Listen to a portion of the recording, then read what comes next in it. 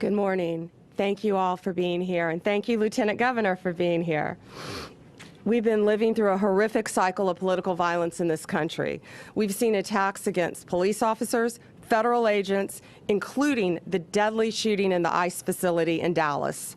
Night after night, Antifa wreaks havoc on our streets of our cities. In Minnesota, a gunman murdered a state lawmaker and her husband. It was horrific. An anti-Semitic lunatic tried to burn down Governor Shapiro's house while he was in it with his wife and young children.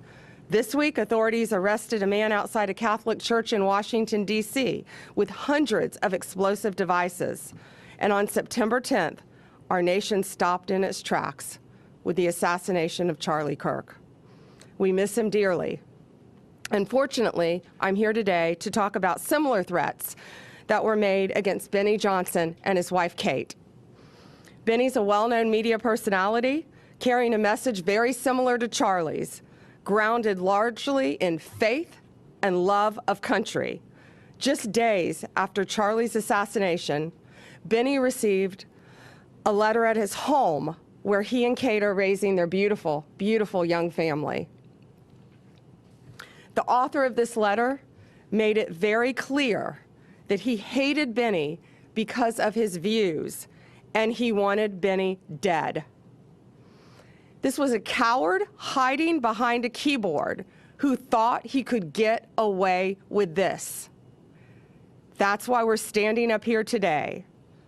You are not going to get away with threatening people in this way. And I'm proud to announce that we have arrested the author of this letter. George Isbel Jr. was taken into custody this morning, and we are charging him federally with mailing threatening communications. It is a crime, and if convicted, he is going to prison. This was incredible teamwork. Benny called me right away. Chief Burkall, thank you. You were on it right away. Matt Fodor and all the FBI agents. Thank you, U.S. Attorney Kehoe. All of the U.S. Postal Service, FBI, state and local law enforcement working together. This is what it's about. And we are going to catch you if you think you can do something like this. We don't care if you're across the country in California. We will find you, we will arrest you, we will extradite you, and we will bring you to justice. We cannot allow this political violence to continue any longer. This arrest will serve as a reminder to many. Do not do this, we will find you. Greg Kehoe is going to give some details of the incident, of the horrible crime, and we're not going to get into specifics of what's in the letter. It's pretty horrific, and it's now a pending case. But I just want to thank all of the law enforcement officers standing behind me, and I want to thank Benny and Kate for standing so strong and fighting for their views and not cowering in fear, but coming out and supporting their faith and their values. Thank you. Thank you, General. Just preliminarily, I'm Greg Kehoe, the U.S. Attorney for the Middle District of Florida. I just want to introduce some of the individuals that are here at the podium so you can put names to faces, and they have all participated in this. As the General just said, this was a coordinated effort. In my far right is Rodney Crawford. He's the Assistant Special Agent in charge of the FBI. Next to him is Blad Rojo, who is the Inspector in charge for the Postal Service, and Mark Glass is behind me. Right behind me, he is the Commissioner of FDLE. And last but certainly not least is Chief Lee Burkall of the Tampa Police Department. You know, often we talk about coordinated, organized efforts by law enforcement to get something done. And I will tell you, this is a textbook example of that. This letter came in to Mr. Johnson and his wife. We immediately contacted the Tampa Police Department. Lee Burkall and his folks at Tampa Police Department got on this letter right away, pulled in the FBI, pulled in FDLE, The Postal Service was able to track where this letter was sent from in San Diego in a miraculously quick period of time. FDLE turned around the fingerprints that were obtained from the particular letter to identify George Russell Isbel on this matter, and there was an arrest by the FBI who was coordinating this outside the San Diego area in conjunction with the local U.S. Attorney's Office, the FBI in San Diego, and last but not least, the San Diego Police Department. What we have here, and you can look at the complaint that has been filed and that is before you, is a vicious, horrific letter threatening Mr. Johnson and his family, sent to Mr. Johnson's house. In the complaint that you'll see, and also it attaches Isbel's letter, he is calling for the extermination of Mr. Johnson, that he should be strangled by an American flag, that he hoped somebody blows his head off, and then some vicious, vicious comments thereafter. Ladies and gentlemen, we have been at this podium many times before, and I say this and I say it again to echo what the Attorney General has just said and what the Attorney General has said throughout the country when similar instances have come up. Such conduct will simply not be tolerated. It will not be tolerated. If you send a communication to anyone, anyhow, anywhere where you are threatening individuals with harm, you will be prosecuted by the United States Department of Justice. And you will be prosecuted while we bring all of the joint assets of law enforcement, as you see here, the Tampa Police Department, the Florida Department of Law Enforcement, the United States Postal Service, and of course, coordinating this is the Federal Bureau of Investigation. So the word should go out, and it should be no mistake that if you decide at any point, at any time, to write such a thing and send it over the wires, or in this instance, put it in the mails, you will be prosecuted and you will be held accountable. If we can just take a couple of moments, I know Mr. Johnson wants to make a few comments, and I invite you to do so. Thank you. Thank you. God bless you. Thank you. Thank you, officers. 1 month ago today, I witnessed my friend of 10 years, someone who I considered a brother, a loving husband, a devoted father, a generational leader, get assassinated on a live stream by a left-wing radical. Approximately 1 year ago, I witnessed the President of the United States get shot in the head by a left-wing radical, who also took the life of a Trump supporter in front of his daughters and wife.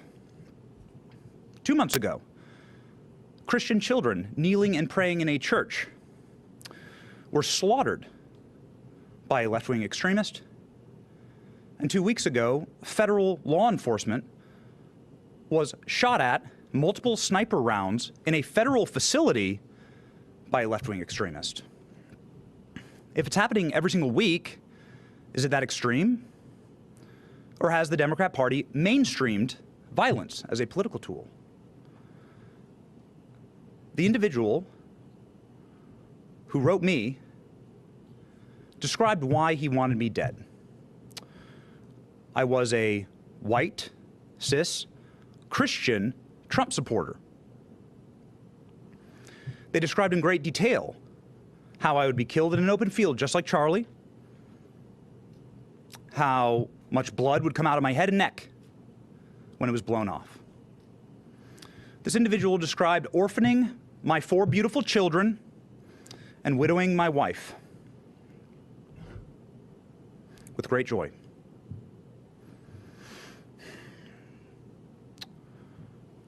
You might want to say, another left-wing radical, another extremist.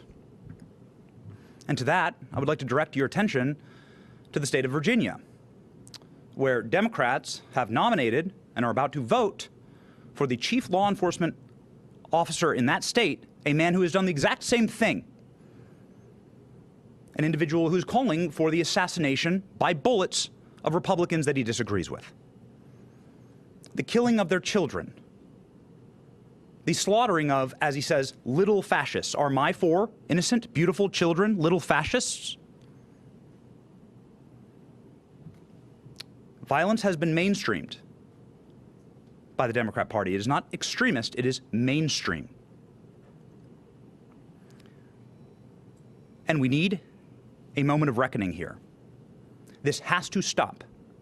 This cycle must end. Is any Democrat courageous enough to disavow violence? To call for individuals that espouse these things, like what happened to my family, or what's happening in Virginia, to call for those kind of candidates to step down? Will Democrats vote for that? Because if you're voting for that, then implicitly you're encouraging it, you're endorsing it. I don't want political violence. I want peace in my nation. I love this country. I want to be able to debate like Charlie did. I want to be able to raise my family in peace. That is our birthright.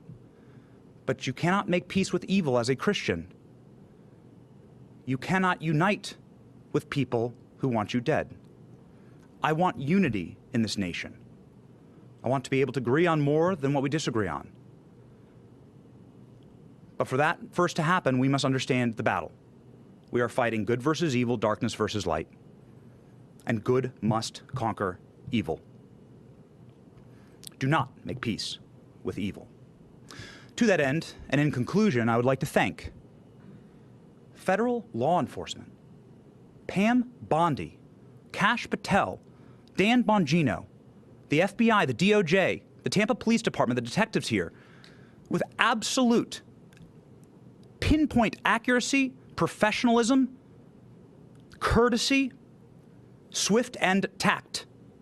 They were able to act instantly in order to make sure that my family was safe, potentially to preserve the lives of my children, and they're doing that for families all around the country in many different ways. Every American should unite behind that cause. No matter who you are, you should say, this is a country where families should be able to raise their children safely, where people can have peaceful disagreements, and where we can all live together under one American flag.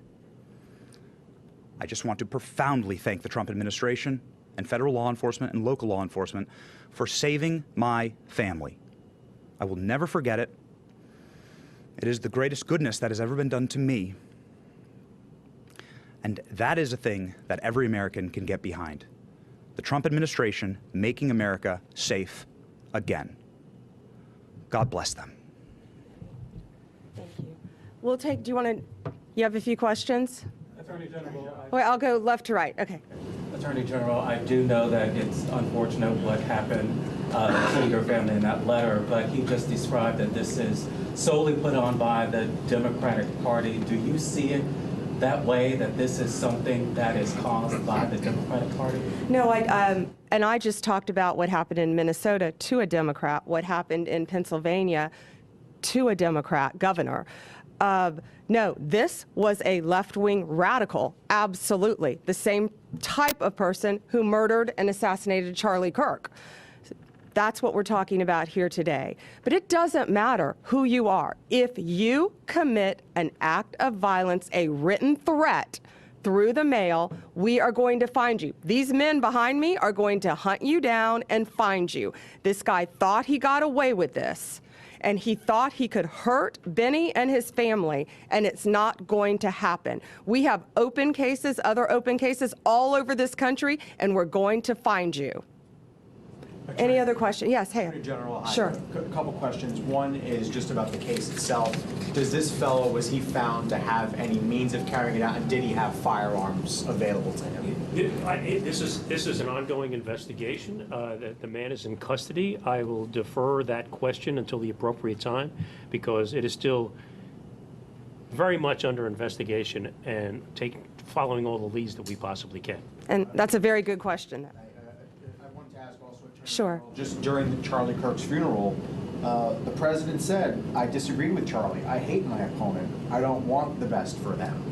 Would you encourage the president, just given what we're talking about here and the seriousness and how people take every word and use it to reinforce their preconceived notions about people. Someone crazy could act on words like that. Would you encourage the president to not say things like The that? president said nothing about violence, absolutely nothing. And that was in response, I believe, to amazing Erica Kirk talking about her forgiveness. And he was saying how brave and bold she was and how difficult it is to forgive the person who assassinated. No, I'm not worried about that because that was not said. That was not said. No act of violence was said. If anyone is sending a threatening communication through the mail, like they did to Benny Johnson, we're going to find them and we're going to prosecute them. It doesn't matter what side of the aisle you're on. Thank you all. Have a great weekend. Thank you.